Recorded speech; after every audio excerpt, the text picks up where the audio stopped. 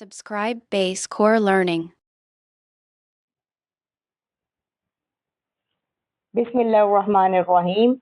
Assalamu alaikum. Welcome to Base Core Learning. I hope all of you will be fine and doing good. English एक language है, इसे सीखने के लिए बहुत टाइम चाहिए, बहुत ड्यूरेशन चाहिए, बहुत एफर्ट चाहिए।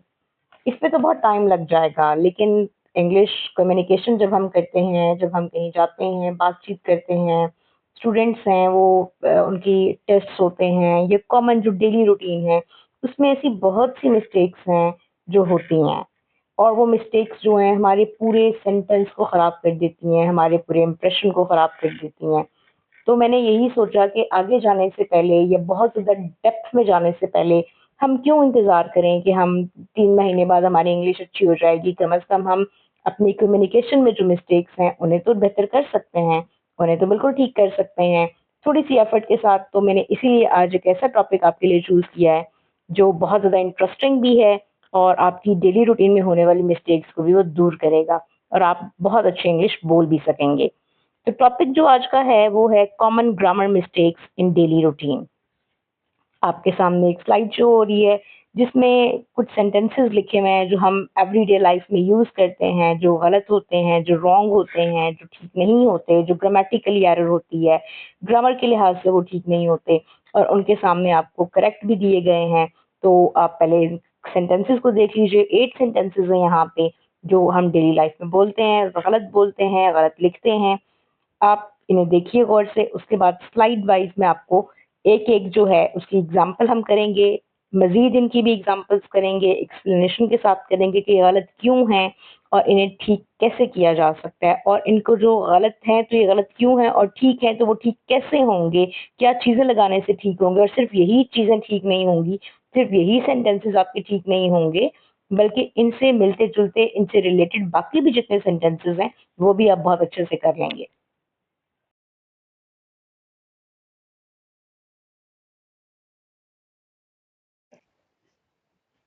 Moving towards the first example, first sentence, he do homework every day. Last lecture में भी हमने सब्जेक्ट वर्ब एग्रीमेंट पढ़ा था, जिसके अकॉर्डिंग ग्रामर का रूल है कि अगर आपका सब्जेक्ट सिंगुलर होगा, सब्जेक्ट एक होगा, वाहिद होगा, तो हमारा वर्ब जो है वो भी सिंगुलर होना चाहिए, वो भी वाहिद होना चाहिए, उसे भी सिंगुलर होना चाहिए हर हाल में। ठीक है, अब देखिए यहाँ पे हम क्या कह रहे हैं, he do homework every day. He क्या है, ही तो खुद सिंगुलर है, ही आपका सब्जेक्ट है, यहाँ पे डूअर ऑफ द एक्शन है, डूअर ऑफ द एक्टिविटी है। ही क्या है, ही सिंगुलर है। ही के साथ जो वर्ब आना चाहिए था वो भी सिंगुलर आना चाहिए था। डू को सिंगुलर हम कैसे बनाते हैं, डज बनाएंगे, डू के साथ ईएस लग जाएगा, डज बन जाएगा। वर्ब को सिंगुलर बनाना भी लास्ट वीडियो में, लास्ट लेक्चर में था, वहां जाके देख सकते हैं इसे। कुछ वर्ब्स जो होते हैं उनके साथ एस लगता है, कुछ वर्ब्स जो होते हैं उनके साथ ईएस लगता है, तो वो सिंगुलर बन जाते हैं। सब्जेक्ट वर्ब एग्रीमेंट रूल के अकॉर्डिंग ये सेंटेंस जो है वो रॉन्ग है। सेंटेंस करेक्ट क्या है, he does homework every day. अगर यहाँ पे शी भी होता तो she does homework every day, it भी होता तो it does homework every day, because he, she, it, ये तीनों जो हैं ये सिंगुलर हैं। अगर यहाँ पे आई, वी, यू, दे कुछ भी होता तो फिर हम इसे डू ही रहने देते, क्योंकि ये आई, वी, यू, दे, ये चारों चीजें जो हैं ये प्लूरल हैं, इनके साथ प्लूरल ही चाहिए हमें वर्ब। तो आई होप आपको ये चीज समझ आ गई होगी। इसको आप अच्छी तरह आपने इस एक सेंटेंस को अगर आपने ठीक कर लिया, समझ लिया, तो आपके बहुत से इससे रिलेटेड इश्यूज।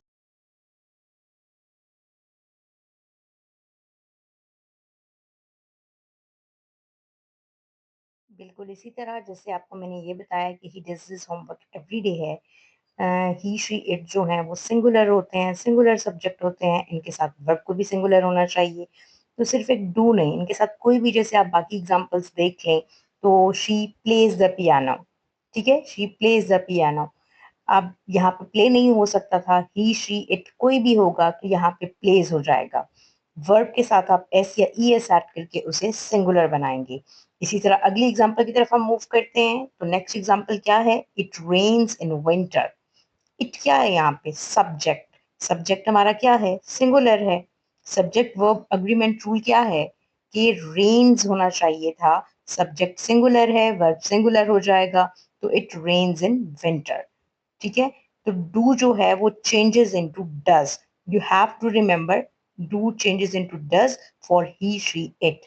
और अगर आप रूल देख लें, ही शी इट, इसके साथ वर्ब जो भी होगा एस और ई एस ऐड हो जाएगा। Got it. और इसी तरह अगर आपके पास आई है, यू है, वी है, दे है, तो दे, इनके साथ जो वर्ब होगा वो बेस वर्ब होगा, यानी कि बेस फॉर्म होगी। जो फर्स्ट फॉर्म ऑफ वर्ब होती है वो होगी, आप उसे सिंगुलर नहीं बनाएंगे। यही चीज यहाँ पे एक्सप्लेन की गई है इन एग्जांपल्स में। तो इसे आप अपने एग्जांपल्स को देखिए, आपके इससे रिलेटेड जितने भी क्वेश्चंस होंगे आपको बहुत इजीली वो समझ आ जाएंगे।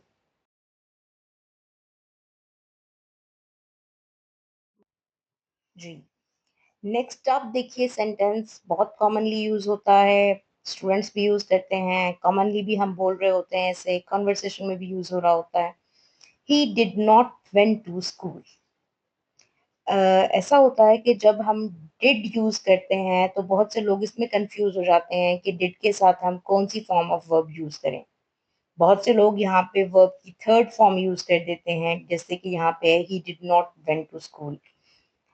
अब यहाँ पे he did not go to school होना चाहिए, क्योंकि डिड जो है it already shows the past tense. Do का पास्ट टेंस है डिड। तो जब भी आपने एक चीज को याद रखना है कि जब भी डिड होगा किसी भी जगह पे, तो डिड का मतलब है कि वो ऑलरेडी पास्ट टेंस में है। तो आपका जो मेन वर्ब होगा वो स्टे सिंपल। Got it. वो बेस फॉर्म में रहेगा, वो चेंज नहीं होगा। तो ठीक क्या हो जाएगा, ही did not go. Got it. Did के साथ हमेशा जो है वो बेस फॉर्म यूज करनी है, first form of verb use करनी है। जैसे he did not went to school, ये गलत है, ये रॉन्ग है, ये ठीक नहीं है। इसकी जगह पे जो चीज ठीक होगी वो होगा he did not go to school. Did के साथ first form of verb use होती है, base form first form of verb को ही कहा जाता है। तो इस चीज को आप जहां पे भी डिड यूज करेंगे उसके साथ आप first form of verb he use कीजिएगा, चाहे वो कहीं पे भी हो। डिड के साथ फर्स्ट फॉर्म ऑफ वर्ब, ये आपको याद रख लेना है इसे।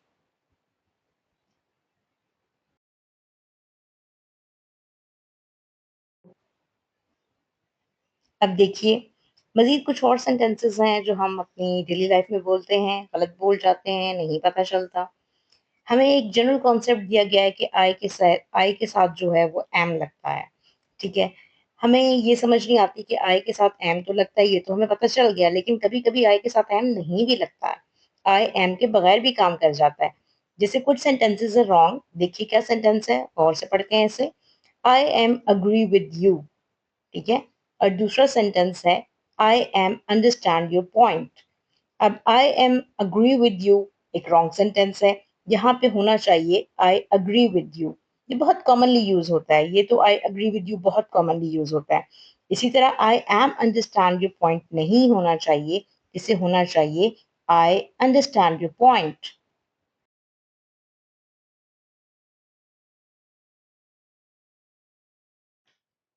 अब देखिए यहाँ पे आई अग्री क्यों हुआ है, आई एम अग्री क्यों नहीं हुआ, और आई अंडरस्टैंड क्यों हुआ है, आई एम अंडरस्टैंड क्यों नहीं हुआ। इसकी एक्सप्लेनेशन में जाते हैं, जरा समझते हैं कि वर्ब्स तो हमने पढ़े थे, एक्शन वर्ड्स होते हैं, लेकिन वर्ब्स की बहुत सी टाइप्स होती हैं। और आई थिंक यहाँ पे काफी सारे लोग ऐसे होंगे जिन्होंने ये फर्स्ट टाइम सुना होगा कि कोई स्टैटिक वर्ब्स भी होते हैं या कोई स्टेट वर्ब्स भी होते हैं।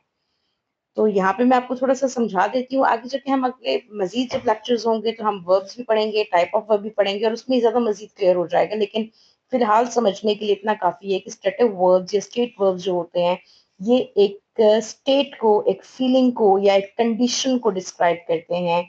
मेंटल कंडीशन भी हो सकती है, ये किसी एक्शन को शो नहीं करते।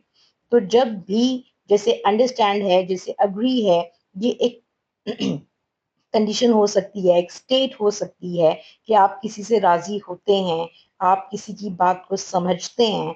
तो ये तो एक कंडीशन हो गई, इसमें कोई एक्शन नहीं है ये।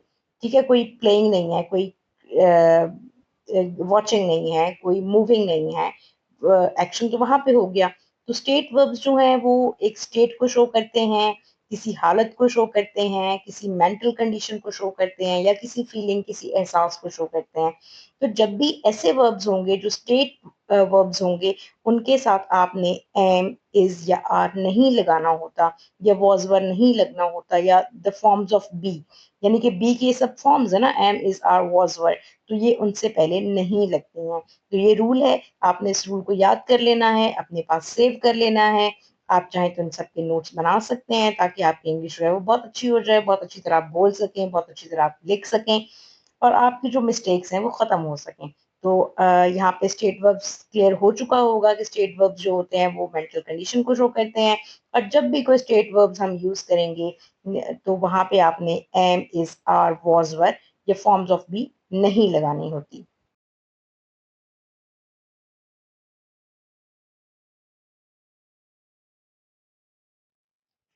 इसी तरह जैसे मैंने आपको स्टेटिव वर्ब्स के बारे में बताया कि उनके साथ इज, आर, एम, वॉज, वर ये चीज़ें नहीं लगती हैं, बी फॉर्म नहीं लगती है। तो देखिए अभी कुछ सेंटेंसेस हम कर लेते हैं ताकि आपको ये क्लियर हो जाए बहुत आसानी के साथ, बहुत आप समझ लें, इसको कॉन्सेप्ट क्लियर कर लें अपना। जैसे मैंने कहा था कि स्टेटिव वर्ब्स जो हैं वो कंडीशन को शो करते हैं, फीलिंग्स को शो करते हैं, मेंटल कंडीशन को शो कर सकते हैं, स्टेट को शो कर सकते हैं, हालत को शो करते हैं। तो देखें अब यहाँ पे एक सेंटेंस लिखा हुआ है जो कि गलत है, जो कि रॉन्ग है, जो कि ठीक नहीं है। वो है I am know the answer. ठीक है, तो I am know the answer नहीं होना चाहिए, क्योंकि नो जो है वो एक कंडीशन है। नो का मतलब क्या है? जानना। तो जानना तो एक हालत है, जानना एक्शन नहीं है। तो यहाँ पे I am know the answer नहीं होना चाहिए, बल्कि I know the answer correct होगा। इसी तरह देखें, हम नेक्स्ट पे मूव करते हैं। She is believe in God. She is believe in God, खुदा पर यकीन रखती है, खुदा पे यकीन रखती है। तो शी इज नहीं होना चाहिए, क्योंकि आगे हमारे पास एक स्टेटिव वर्ब है। स्टेटिव वर्ब क्या है? बिलीव, बिलीव करना, यकीन करना, ईमान रखना। तो ये फिर एक स्टेटिव वर्ब है, एक हालत को बताता है, एक कंडीशन को बताता है, एक फीलिंग को बताता है। तो यहाँ पे she is believe in God नहीं होना चाहिए, बल्कि शी बिलीव इन गॉड होना चाहिए। तब ये आपका करेक्ट हो जाएगा। इसी तरह लास्ट पे हम मूव कर लेते हैं। We are need help. ठीक है, यहाँ पे नीड क्या है? नीड भी एक स्टेटिव वर्ब है, और स्टेटिव वर्ब से पहले इज, आर, एम, वॉज, वर ये नहीं लगते। तो फिर यहाँ पे क्या होना चाहिए था? We need help. तो आपने देख लेना है कि ऑल ऑफ दीज जो हैं ये सब के सब रॉन्ग है। क्यों रॉन्ग है? क्योंकि नो, बिलीव और नीड ये सब स्टेटिव वर्ब्स होते हैं। स्टेटिव वर्ब्स को हम आगे जाके बड़ी डिटेल में डिस्कस करेंगे इंशाल्लाह। अभी तक के लिए आप यहाँ पे इन चीजों को देखिए कि जो स्टेटिव वर्ब्स हैं उनसे पहले आपने ये चीजें नहीं लगानी है। एम, इज, आर, वॉज, वर आपने नहीं लगाना है। आप इस रूल को याद रख लीजिए। जी जनाब, अगले सेंटेंस की तरफ आ जाइए। She is eating Apple. Commonly हम बोल देते हैं और हमें लगता भी है कि ठीक है, लेकिन ये ठीक नहीं है, ये गलत है। और क्यों गलत है अब हम वो देख लेते हैं कि गलत क्यों है। शी इज ईटिंग एप्पल, वो क्या खा रही है? वो सेब खा रही है। एप्पल जो है ये सिंगुलर काउंटेबल नाउन है। सिंगुलर मतलब ये सिंगुलर है।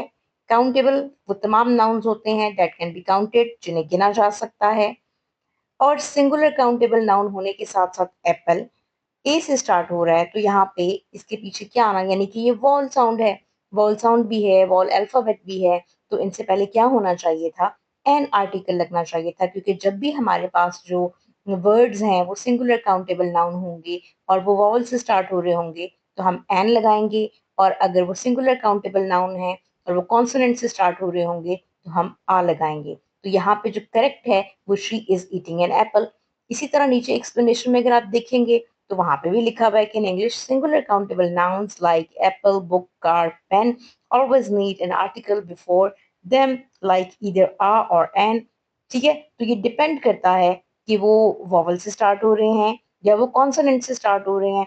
अगर तो वो वॉवल से स्टार्ट हो रहे हैं तो वो अपने पहले एन ले लेंगे, और अगर वो कॉन्सोनेंट से स्टार्ट हो रहे हैं तो अपने पहले आ ले लेंगे, डिपेंडिंग ऑन द कंडीशन।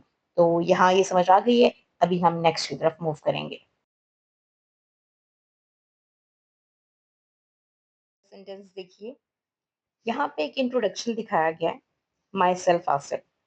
हम जब अक्सर दूसरों से मिलते हैं, अपने आप को इंट्रोड्यूस करवाते हैं या स्टूडेंट्स जब जाते हैं, कहीं उनके कैडेट कॉलेजेस का इंटरव्यू होता है, कहीं उनका आईएसएसबी का इंटरव्यू होता है या जॉब के लिए जब जाते हैं, तो इंट्रोडक्शन देना होता है, तो बहुत से लोग यहाँ पे मिस्टेक करते हैं। वो my self Asif, my self Ali, my self कोई भी नाम आप कर सकते हैं, माई सेल्फ हुनैन, जो भी नाम आप करें। तो ये चीज़ साउथ एशिया में मैंने इस चीज़ को देखा है कि ये बहुत ज़्यादा कॉमन है, माई सेल्फ करके अपना इंट्रोडक्शन करवाना। माई सेल्फ गलत है, माई सेल्फ नहीं हो सकता। माई सेल्फ के साथ इंट्रोडक्शन नहीं होता, बल्कि इंट्रोडक्शन जो होगा अगर आप यहाँ पे करेंगे तो आप कर सकते हैं I am Asif, I am Ali, I am Hunain, या my name is Asif, this is Asif. यहाँ पे ये बहुत कॉमनली मिस्टेक है, और जब भी आप इंट्रोडक्शन करवाते हैं या इंटरव्यू के लिए कहीं जाते हैं तो वहाँ पे बहुत ज़्यादा ऐसी मिस्टेक सामने आती है, और ये बहुत ज़्यादा यूज़ हो रहा है आजकल माई सेल्फ से आप अपना इंट्रोडक्शन करवाना।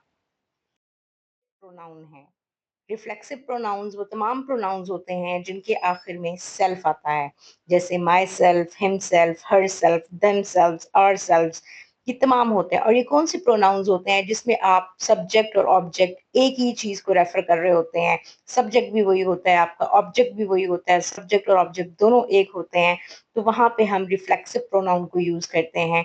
वहां पे ये चीज यूज होती है। इंट्रोडक्शन के लिए आप माई सेल्फ यूज नहीं कर सकते।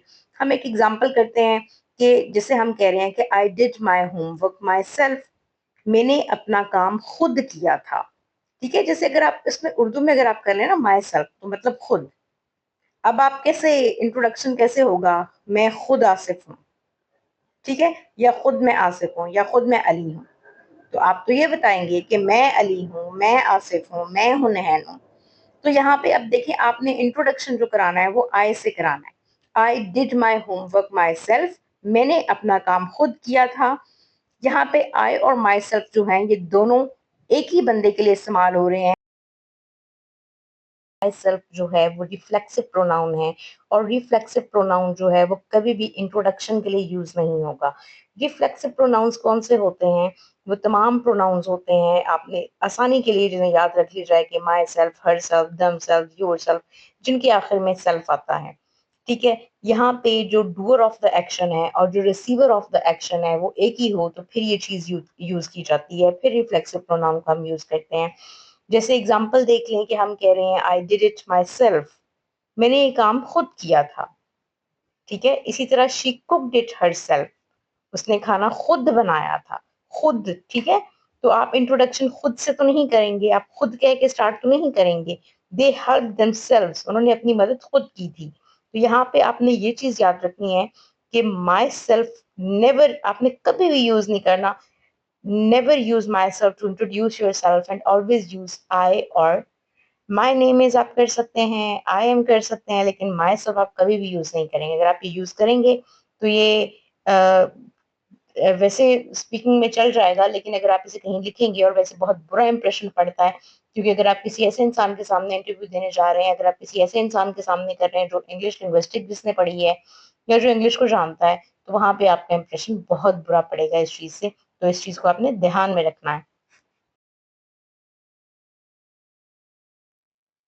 जी, देखिए, जैसे अभी मैंने आपको रिफ्लेक्सिव प्रोनाउन बताया है, तो रिफ्लेक्सिव प्रोनाउन जिसमें जिसके आखिर में सेल्फ आता है, बहुत आसानी है, निशानी आप ये रख सकते हैं याद करने के लिए कि आपकी याददाश्त में रह जाए ये चीज़, कि वो तमाम प्रोनाउंस जो होते हैं जिनके आखिर में सेल्फ आता है, माई सेल्फ हो गया, हिमसेल्फ हो गया, हर सेल्फ हो गया, देमसेल्व्स हो गया, सेल्फ या सेल्व्स आते हैं, तो वो क्या होता है, वो आपका रिफ्लेक्सिव प्रोनाउन होता है। और रिफ्लेक्सिव प्रोनाउन क्या होता है, जब आपका रिसीवर ऑफ द एक्शन और डूअर ऑफ द एक्शन, यानी कि डूअर जो काम कर रहा है और रिसीवर जो उसको रिसीव कर रहा है उस एक्शन को, वो एक होते हैं, तो फिर आप वहां पे रिफ्लेक्सिव प्रोनाउन यूज करेंगे। आप इंट्रोडक्शन के लिए रिफ्लेक्सिव प्रोनाउन कभी भी यूज नहीं करेंगे।